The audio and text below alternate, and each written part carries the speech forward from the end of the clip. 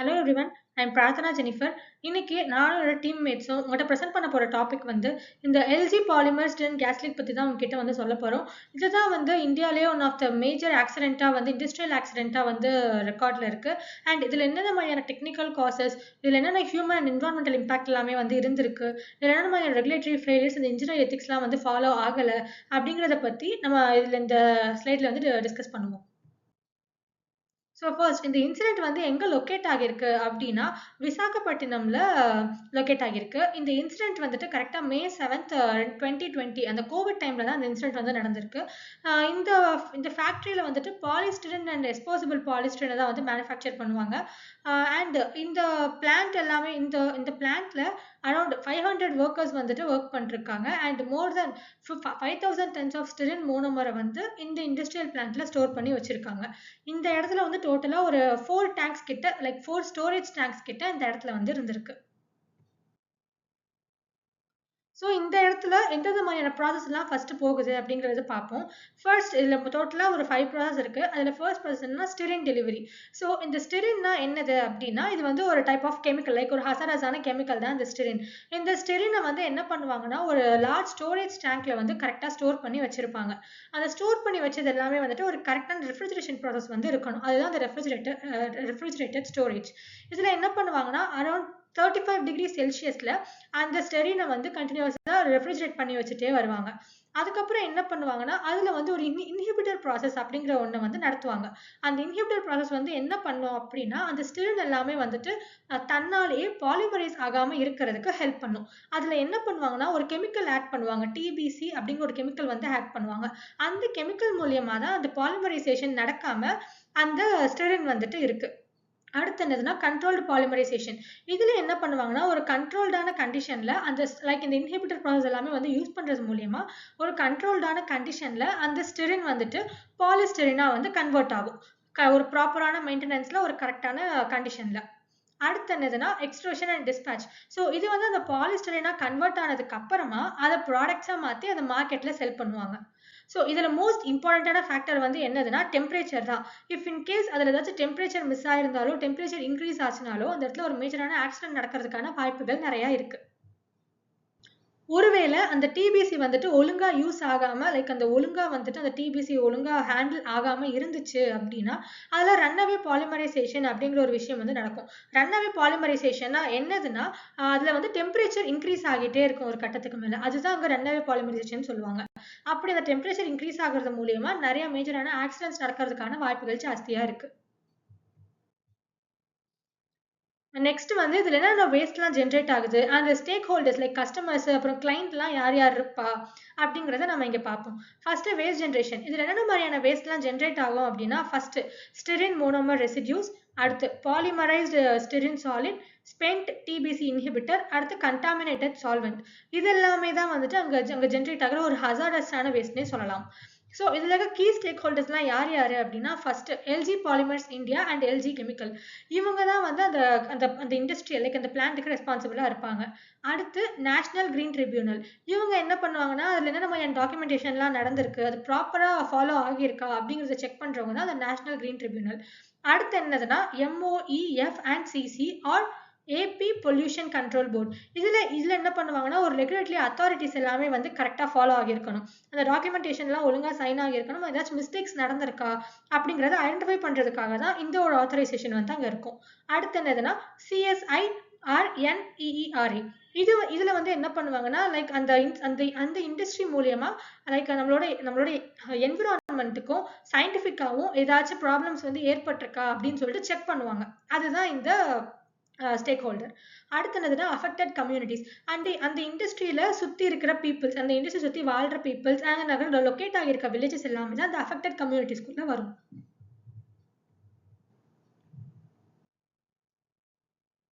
So கரெக்ட்டா அந்த இண்டஸ்ட்ரியில வந்து என்ன நடந்துச்சு அப்படிங்கிறத பார்ப்போம். நம்ம ஆல்ரெடி பார்த்தோம். இந்த இன்சிடென்ட் வந்துட்டு கோவிட் டைம்ல மே 7த் 2020ல நடந்திருக்கு. இது கரெக்ட்டா ஏர்லி மார்னிங் ஒரு 3:00 போல தான் இந்த மேஜர் லீக் வந்து நடந்திருக்கு. என்ன ஆகியிருக்குன்னா, அங்க இருக்க ஸ்டோரேஜ் டேங்க் M6 அந்த டேங்க் எல்லாத்தையுமே இருக்கும்ல, அந்த டேங்க்ல M6ங்கிற ஸ்டோரேஜ் டேங்க்ல இருந்து அந்த ஸ்டெரின் கேஸ் வந்து கொஞ்சம் கொஞ்சமா லீக் ஆக ஸ்டார்ட் ஆயிருக்கு.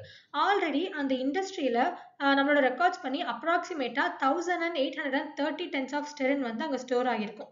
அங்க என்ன ஆச்சுன்னா ரெஃப்ரிஜரேஷன் ப்ராசஸ் வந்து அங்க ஒழுங்கா இல்லாததுனாலையும், இந்த டிபிசி இன்ஹிபிட்டர் பார்த்தோம் இல்லையா, அந்த டிபிசி இன்ஹிபிட்டர் மெத்தட் வந்துட்டு அங்க ஒழுங்கா நடக்காததுனாலையும் அங்க ரெஃப்ரிஜரேஷன் அங்க வந்துட்டு ரன்அவே பாலிமரைசேஷன் வந்து ரியாக்ஷன் வந்து அக்கர் ஆகியிருக்கு. ரன்அவே பாலிமரைசேஷன்னா என்னதுன்னா, டெம்பரேச்சர் வந்துட்டு ஆட்டோமேட்டிக்கா கொஞ்சம் கொஞ்சமா இன்க்ரீஸ் ஆக ஸ்டார்ட் ஆயிருக்கு. அங்க இருக்க சடனான ஒரு ரியாக்ஷன்னால அங்க டெம்பரேச்சர் மொத்தமா இன்க்ரீஸ் ஆகி அந்த டெம்பரேச்சர் கிட்டத்தட்ட ஒரு 145°C கிட்ட போனதுனால அங்க வந்துட்டு அந்த மேஜரான ஆக்சிடென்ட் வந்து நடந்திருக்கு. ப்ரெஷர் வந்து அந்த டேங்க்ல இன்க்ரீஸ் ஆனது மூலியமா அது வந்து சேஃப்டி லைனை தாண்டி அந்த டெம்பரேச்சர் இன்க்ரீஸ் ஆகி அந்த ஆக்சிடென்ட் எல்லாமே வந்து ரொம்ப அக்கர் ஆகியிருக்கு. இந்த கேஸ் வந்து அப்ராக்சிமேட்டா அந்த இண்டஸ்ட்ரியை சுத்தி இருக்க ஒரு 3 கிலோமீட்டர் லைக் இது வந்து நியர்பை வில்லேஜஸையும் கிட்டத்தட்ட அஃபெக்ட் பண்ணியிருக்கு. நிறைய பீப்புள்ஸ் வந்து இதனால ரொம்பவும் அஃபெக்ட் ஆகியிருக்காங்க.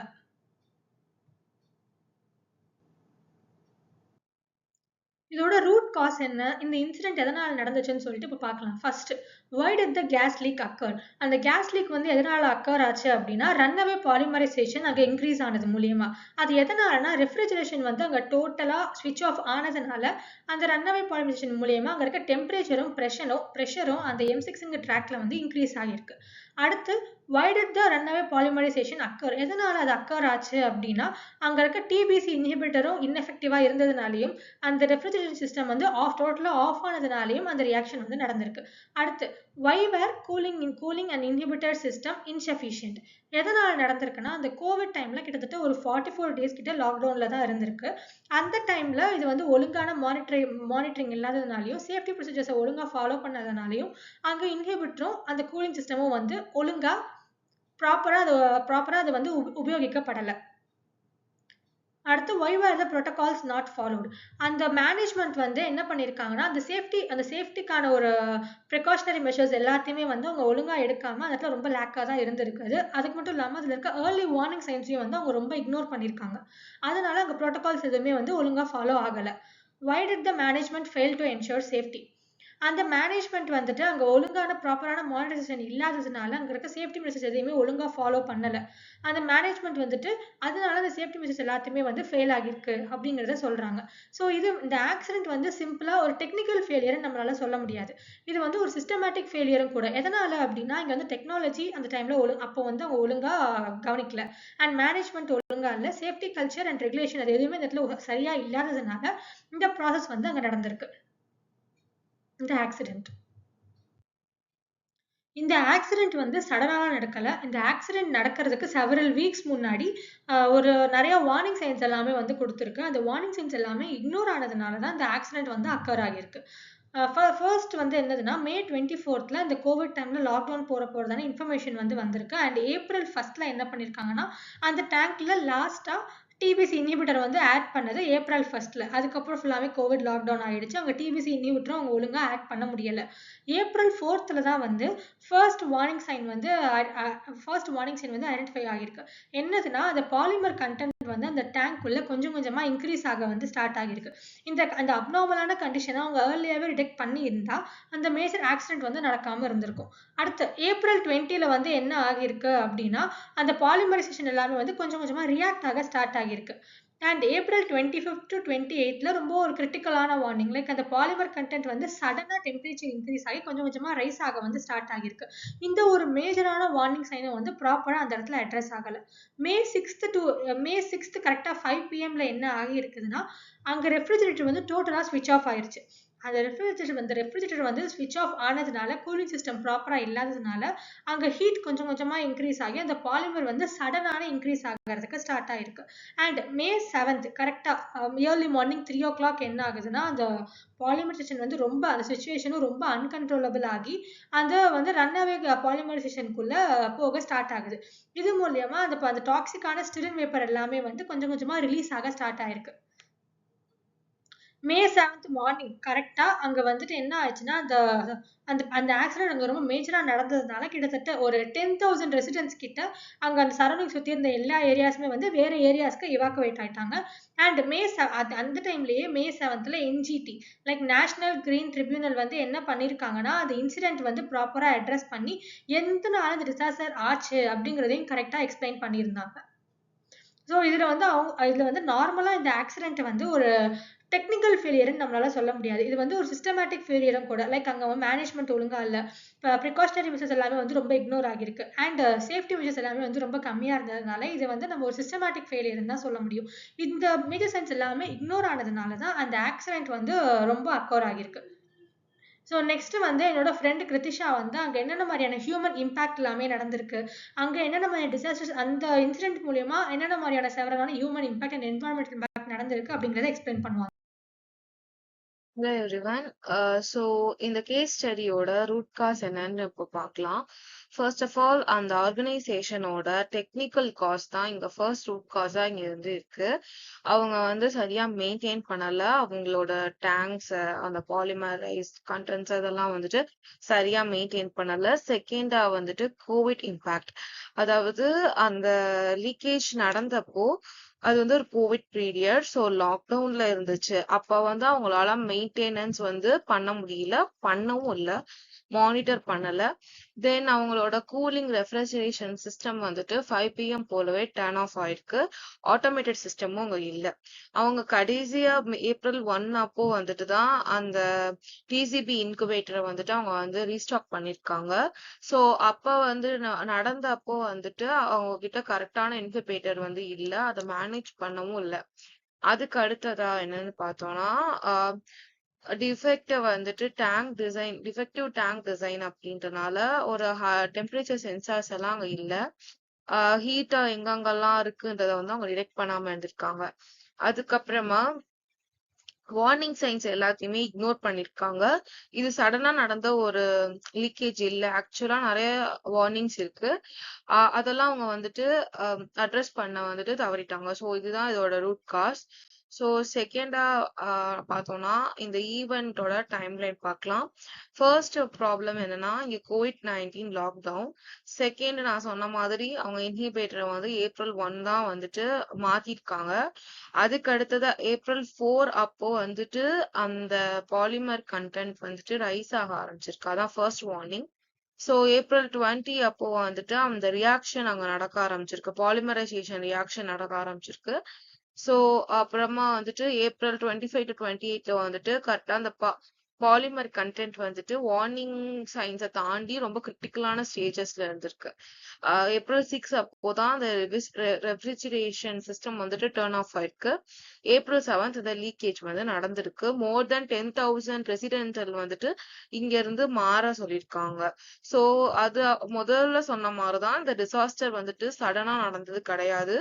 ஆக்சுவலி இதை வந்து அவங்க ப்ராப்பரா மானிட்டர் பண்ணியிருந்தாங்கன்னா அதை ப்ரிடிக்ட் பண்ணி ப்ரிவென்டிவ் பண்ணிருக்கலாம். ஏன்னா அதுல இருந்து இதுல இருந்து வார்னிங் சைன்ஸ் வந்துட்டு பல வாரங்களுக்கு முன்னாடி இருந்தே வர ஆரம்பிச்சிருக்கு. லைக் அந்த ரைஸ் ஆனது, அதுக்கப்புறமா வந்துட்டு அந்த பாலிமரைசேஷன் ஸ்டார்ட் ஆனது, இந்த மாதிரி. ஓகே. இப்ப வந்து என்ன ஹியூமன் இம்பாக்ட் ஆயிக்குன்றத சொல்லி பார்க்கலாம். 12 மெம்பர்ஸ் கிட்ட வந்துட்டு இறந்து போயிருக்காங்க. அதுல ஒருத்தவங்க வந்து மைனரும் கூட. 500 பிளஸ் பீப்புள்ஸ்க்கு மேல வந்துட்டு அட்மிட் ஆயிருக்காங்க.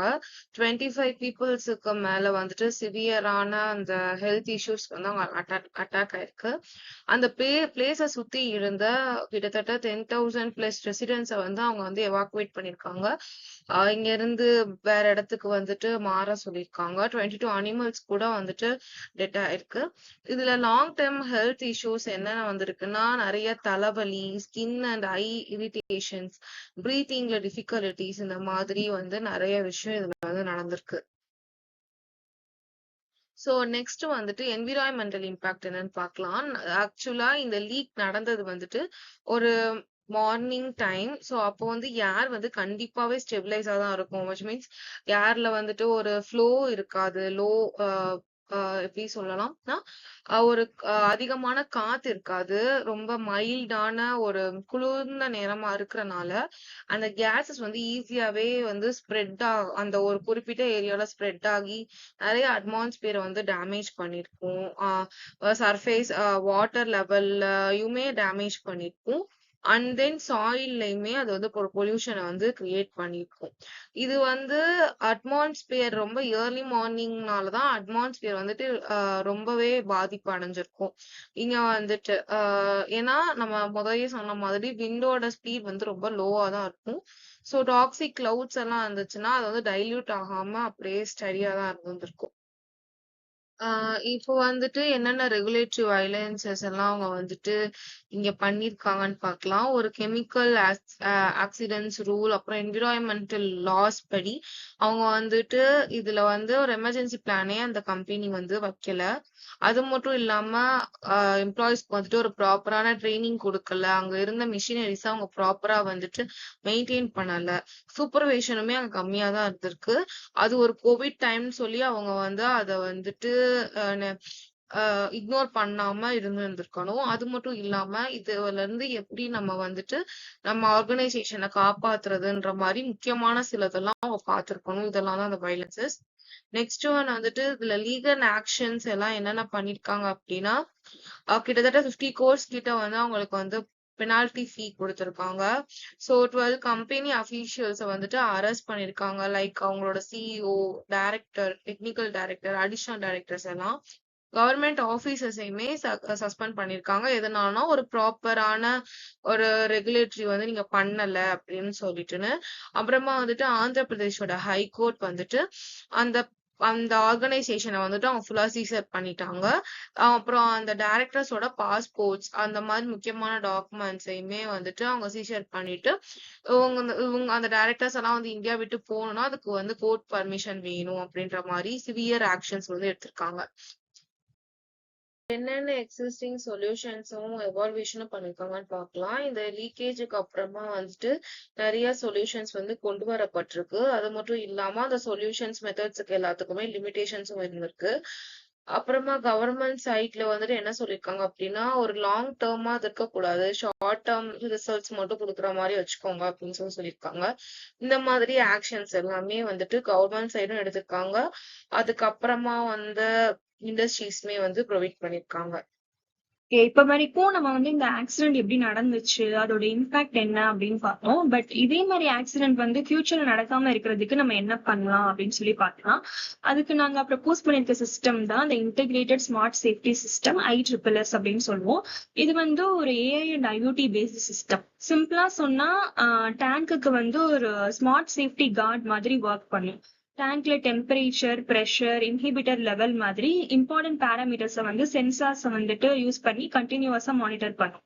ஏதாவது சேஞ்சஸ் வந்து அப்நார்மலா தெரிஞ்சுது அப்படின்னா இன்ஹிபிட்டர் வந்துட்டு இன்ஜெக்ட் பண்ணும். அப்புறம் கூலிங் வந்து ஸ்டார்ட் பண்ணிடும் ஆட்டோமேட்டிக்கா. அண்ட் வந்து அலர்ட்ஸ் வந்து கொடுக்கும். ஸோ ஆக்சிடென்ட் நடக்கிறதுக்கு முன்னாடியே வந்து இது வந்து எப்படி நம்ம அதை ப்ரிவென்ட் பண்ணலாம் அப்படின்னு சொல்லி ட்ரை பண்ணுது.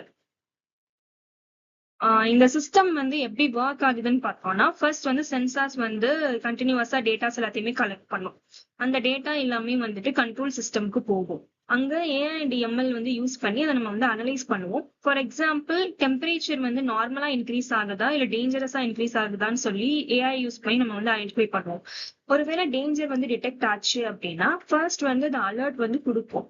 ஒருவேளை சிச்சுவேஷன் வந்து ரொம்ப சீரியஸா இருக்கு அப்படிங்கிற பட்சத்துல இது வந்து ஆட்டோமேட்டிக்கா வந்து கூலிங் சிஸ்டம்ஸ் வந்துட்டு ஸ்டார்ட் பண்ணிடுவோம். அண்ட் வந்து இன்ஹிபிட்டர் வந்து இன்ஜெக்ட் பண்ணுவோம். அண்ட் கம்யூனிட்டி அலர்ட்ஸ் மாதிரி ஆக்ஷன்ஸ் எல்லாத்தையுமே ட்ரிகர் பண்ணும். ஸோ பேசிக்கலி அது வந்து என்ன பண்ணுது அப்படின்னா டேட்டாஸை கலெக்ட் பண்ண டேட்டாஸை யூஸ் பண்ணி ஃபர்ஸ்ட் வந்து டிடெக்ட் பண்ணுது. அண்ட் அதுக்கப்புறம் அதை ப்ரெடிக்ட் பண்ணி அதுக்கான கரெக்டிவ் மெஷர்ஸ் என்ன எடுக்கலாம் அப்படின்னு சொல்லி ஆக்ஷன்ஸ் எல்லாத்தையுமே அது வந்துட்டு எக்ஸிக்யூட் பண்ணுது. ஸோ இதுதான் இந்த சிஸ்டமோட மெயின் ஐடியா. இந்த சிஸ்டம்ல ஏஐக்கு வந்து ஒரு இம்பார்ட்டன்டான ரோல் இருக்கு. ஏஐ யூஸ் பண்ணி பாலிமரைசேஷன் பிஹேவியரை நம்மளால ப்ரெடிக்ட் பண்ண முடியும். அண்ட் வந்து அன்யூஸ்வல் பேட்டர்ன்ஸை டிடெக்ட் பண்ணலாம். டிஜிட்டல் ட்வின் யூஸ் பண்ணி ரியல் பிளான்ட்ல நடக்க வேண்டிய டேஞ்சரஸ் சிச்சுவேஷன்ஸை விர்ச்சுவலா நம்மளால வந்துட்டு சிமுலேட் பண்ணி அது வந்து டெஸ்ட் பண்ணி பார்க்க முடியும். அண்ட் வந்து ட்ரோன்ஸ் கூட அட்மாஸ்பியர் மானிட்டரிங்காக நம்மளால யூஸ் பண்ண முடியும். அது மட்டும் இல்லாம சென்சார், கம்யூனிகேஷன் ஒரு பவர் ஃபெயிலியர் வந்தாலும் சிஸ்டம் வந்து கம்ப்ளீட்லி ஸ்டாப் ஆகாம பேக்கப் அரேஞ்ச்மெண்ட்ஸ் வந்து இருக்கும். இப்போ ஃபார் எக்ஸாம்பிள் ஒரு சென்சாரோட வேல்யூ வந்துட்டு நம்மளுக்கு வந்து ஃபெயிலியர் ஆயிடுச்சு அப்படிங்கிற பட்சத்துல டோட்டலாவே இந்த ISSS சிஸ்டம் வந்து ஃபெயிலியர் ஆகாது. அதுக்கு பதிலாக அந்த சென்சாரோட டேட்டா வந்து எப்படி நம்மளால பேக்கப் எடுக்க முடியும் அப்படிங்கிற மாதிரி தான் இது வந்து பார்ப்போம். ஸோ AI வந்துட்டு இங்க இன்ஜினியர்ஸ் வந்து ரீப்ளேஸ் பண்ண போறது கிடையாது. இன்ஜினியர்ஸ்க்கு வந்து இயர்லியா வார்னிங்ஸ் வந்து கொடுத்து அதை ஃபாஸ்ட் அண்ட் சேஃபா எப்படி டெசிஷன் எடுக்கலாம் அப்படின்னு சொல்லி இது வந்து ஹெல்ப் பண்ணுது. அண்ட் நெக்ஸ்ட் வந்து இன்ஜினியரிங் எத்திக்ஸ். டெக்னாலஜி இருந்தாலும் பீப்புள் வந்துட்டு சேஃப்டியை வந்து சீரியஸா எடுத்துக்காம இருந்தா டெக்னாலஜி மட்டும் வச்சு நம்மளால வந்து சேவ் பண்ண முடியாது. அதனால இன்ஜினியரிங் எத்திக்ஸ் வந்து ரொம்பவே இம்பார்ட்டன்ட். இன்ஜினியர்ஸ் அண்ட் மேனேஜ்மெண்ட்டுக்கு ஒர்க்கர்ஸ் மட்டும் இல்லாம நியர்பை பப்ளிக்கோட சேஃப்டியும் ப்ரொடெக்ட் பண்ண ரெஸ்பான்சிபிலிட்டி இருக்கு. இப்ப நம்ம எல்ஜி பாலிமர்ஸ்லயே பார்த்தோம்னா அவங்க வந்து அவங்களுடைய ஒர்க்கர்ஸை மட்டும் ப்ரொடெக்ட் பண்ணாம பக்கத்துல இருக்கிற எல்லா கம்யூனிட்டி பீப்புள்ஸையுமே அவங்க ப்ரொடெக்ட் பண்ணணும். இது அவங்களுடைய ரெஸ்பான்சிபிலிட்டியா அவங்க வந்து எடுத்துக்கணும். ஒரு வார்னிங் சிக்னல் வந்தா அதை வந்து இக்னோர் பண்ணக்கூடாது. சேஃப்டிக்கு வந்து இம்பார்ட்டன்ஸ் கொடுக்கறது ஒரு டெக்னிக்கல் ரெஸ்பான்சிபிலிட்டி மட்டும் இல்ல, ஒரு எத்திக்கல் ரெஸ்பான்சிபிலிட்டியும் கூட. சோ அந்த கம்பெனி வந்துட்டு இதுக்கான ரெஸ்பான்சிபிலிட்டியை வந்து அவங்க எடுத்துக்கணும். Environmental ethics. இதே மாதிரி என்விரான்மெண்ட்டுக்கும் நம்ம வந்து ரெஸ்பான்சிபிலிட்டி இருக்கு. சீரியஸ் ரிஸ்க் இருக்கும்போது ப்ராப்ளம் வந்தா பாத்துக்கலாம் அப்படின்னு சொல்லிட்டு வெயிட் பண்ணக்கூடாது. ஏர்லியா எப்படி வந்து அதை ப்ரிவென்ட் பண்ணலாம் அப்படின்னு சொல்லி நம்ம வந்து ஆக்ஷன்ஸ் எடுக்கணும். அதே மாதிரி கம்பெனி ஆக்டிவிட்டினால என்விரான்மெண்டல்ல ஏதாவது டேமேஜ் வந்துச்சு அப்படின்னா அதுக்கு அந்த கம்பெனி தான் வந்து ரெஸ்பான்சிபிலிட்டி எடுத்துக்கணும். சோ என்விரான்மெண்டல் சேஃப்டினா ரூல்ஸ் ஃபாலோ பண்றது மட்டும் இல்ல, ஃபியூச்சர் ஜெனரேஷன்ஸோட சேஃப்டியும் கன்சிடர் பண்ணணும். ஸோ என்விரான்மெண்ட்ல ஏதாவது ஒரு டிசாஸ்டர் மாதிரியோ இல்லைன்னா ஏதாவது ஒரு டேமேஜ் மாதிரியோ வந்துச்சு அப்படின்னா அது கண்டிப்பா அந்த கம்பெனி வந்துட்டு அதுக்கான ரெஸ்பான்சிபிலிட்டி எடுத்து அதை எப்படி சால்வ் பண்ணலாம், அதுக்கான ஆக்ஷன்ஸ் என்ன எடுக்கலாம் அப்படின்னு சொல்லி அவங்க வந்து பார்க்கணும். அண்ட் இந்த கேஸ் ஸ்டடியில இருந்து நம்ம ஃபியூ ரெக்கமெண்டேஷன்ஸ் வந்து எடுக்க முடியும். இப்போ ஹசார்டஸ் இண்டஸ்ட்ரியில வந்து ஸ்ட்ராங் சேஃப்டி ரெகுலேஷன்ஸ் வந்து இருக்கணும். அப்புறம் வந்து ஸ்மார்ட் மானிட்டரிங் சிஸ்டம்ஸ் எல்லாமே இம்ப்ளிமெண்ட் பண்ணணும். ஒர்க்கர்ஸ்க்கு வந்து ப்ராப்பரான ட்ரைனிங் கொடுக்கணும். அண்ட் வந்து ரெகுலர் எமர்ஜென்சி ட்ரில்ஸ் வந்து கண்டக்ட் பண்ணணும். அதே மாதிரி நியர்பை பீப்புள்ஸ்க்கும் எமர்ஜென்சி சுச்சுவேஷன்ல என்ன பண்ணணும் அப்படிங்கிற மாதிரி அவேர்னஸ் வந்து கொடுக்கணும். ஸோ இப்போ எல்ஜி பாலிமர்ஸ்லயுமே பார்த்தோம்னா அவங்க வந்து சரியான அவேர்னஸ் வந்து அவங்க கிடையாது.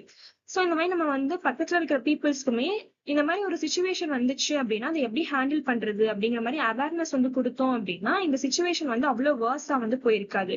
So technology, management and people இந்த மூணுமே வந்துட்டு நம்ம வந்துட்டு சேர்ந்து வந்து ஒர்க் பண்ணா மட்டும்தான் சேஃப்டி வந்து இம்ப்ரூவ் ஆகும். ஃபைனலி இந்த எல்ஜி பாலிமர் இன்சிடென்ட் வந்து ஒரு டெக்னிக்கல் ஃபெயிலியர் மட்டும் கிடையாது. Technical problems, management failure, regulatory issues and safety culture failure எல்லாமே சேர்ந்து இந்த டிசாஸ்டருக்கு ரீசன் ஆயிருக்கு. மோஸ்ட் இம்பார்ட்டண்டா என்ன சொல்லலாம் அப்படின்னா வார்னிங் சைன்ஸ் வந்து அங்க இருந்துச்சு, லைக் சைரன்ஸ் எல்லாமே அங்க இருந்துச்சு, பட் வந்து ப்ராப்பரா ஒர்க் ஆகல.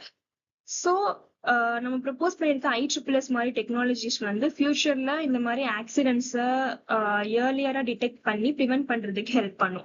பட் டெக்னாலஜி மட்டும் போதாது, வார்னிங்கை ரெகக்னைஸ் பண்ணி கரெக்ட் டைம்ல ஆக்ஷன் எடுக்கிறதுக்கும் ஈக்குவல் இம்பார்ட்டன்ட் வந்து இருக்கணும். ஸோ இந்த கேஸோட மெயின் லெசனே என்ன அப்படின்னா safety is not a cost to be minimise, it is a right to be protected. Thank you.